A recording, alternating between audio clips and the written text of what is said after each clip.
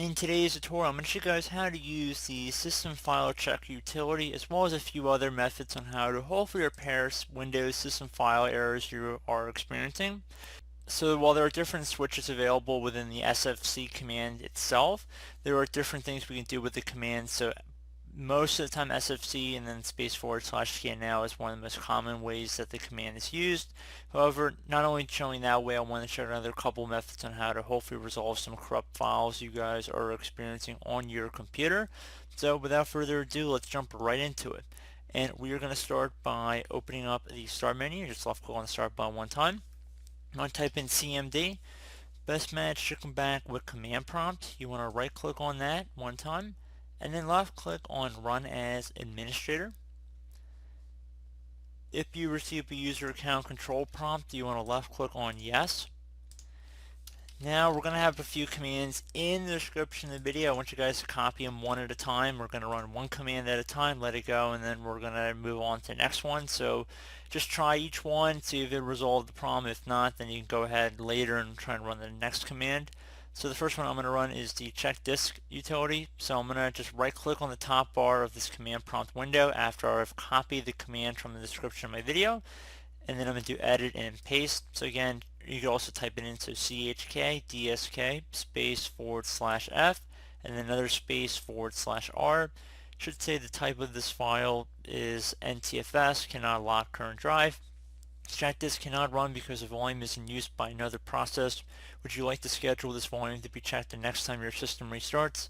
You want to type the Y key on your keyboard, hit enter. So then I would suggest closing out of any open programs and applications you have still open on your computer and restart your device. So I'm going to close out of here, and now I'm going to go ahead and restart our computer here.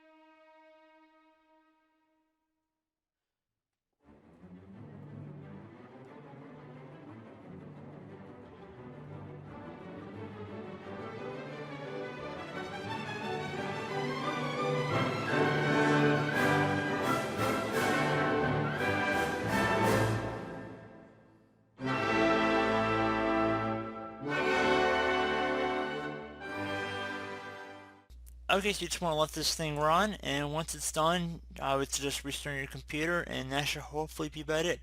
So I do hope this brief tutorial was able to help you guys out, and as always, thank you for watching, and I do look forward to catching you all in the next tutorial. Goodbye.